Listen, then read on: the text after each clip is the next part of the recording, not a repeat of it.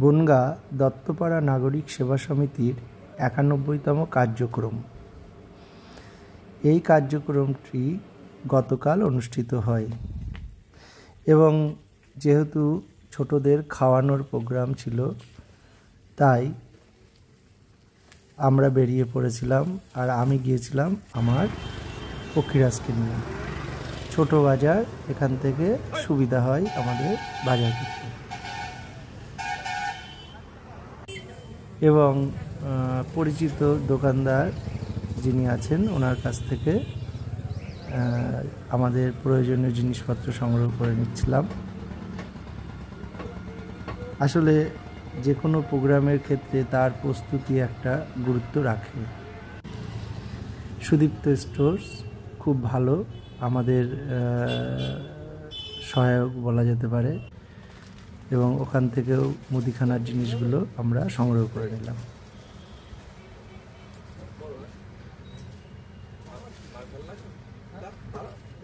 আসলে খুব বৃষ্টি হচ্ছে এখন, সমাপ্তি যেহেতু চলে এসেছে, এবার এই জিনিসগুলোকে পৌঁছে দেওয়ার পালা। সৌরভ দেখি রকেটের গতিতে ওর স্কুটি চালাচ্ছে। বললাম একটু আস্তে চালা ভাই,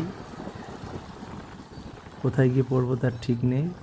তারপরে দেখলাম পাশের জন আরও জোরে চালালো, বুঝলাম ওর গতি ঠিকই আছে। যাই হোক, সমাপ্তিকে অটোতে তুলে এবার আমাদের বেরোনোর পালা।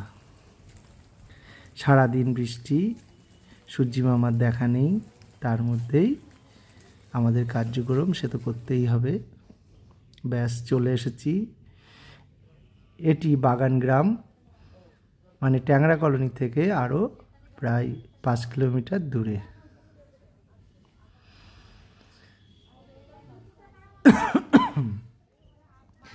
এদিকে দেখি আমার ছানারা, অর্থাৎ যাদেরকে কেন্দ্র করে আজকে অনুষ্ঠানটি হবে, তারা আস্তে আস্তে করে আসতে শুরু করেছে।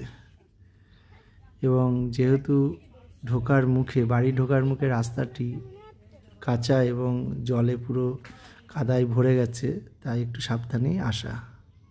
এটা সমাপ্তিদির বাড়ি, এখানেই হবে আজকের কার্যক্রম।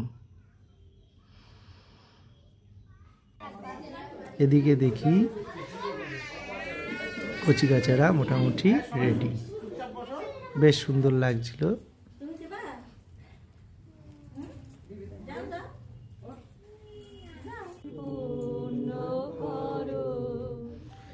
এইভাবে আজকের কার্যক্রম আমরা শুরু করেছিলাম।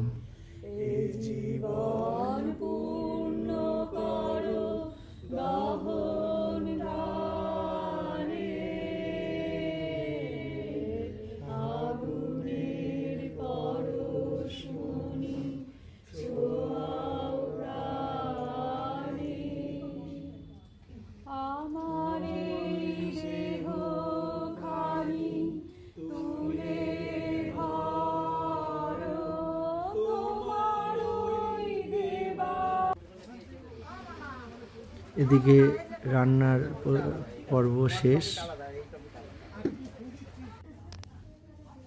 বাচ্চাদেরকে বসিয়ে দিয়ে ওদেরকে পরিবেশন দায়িত্ব আমাদের খুব একটা এবার করতে হয়নি, কারণ সমাপ্তিদির এখানে একটা মহিলা পরিচালিত একটা টিম আছে, বেশ তারাই দায়িত্ব নিয়ে সব কিছু করেছে।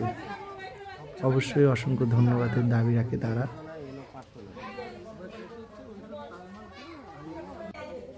এদিকে একে ক্যামেরা বন্দি না করে আর পারিনি। ভালো লাগছে। আসলে যে উদ্দেশ্যে বা যাকে কেন্দ্র করে আজকের এই কার্যক্রম, তার ভূমিকা আমাদের জীবনে এমনই বিস্তৃত, পরে একদিন বলবো। আজ এ পর্যন্তই। সবাই ভালো থাকবেন। নমস্কার।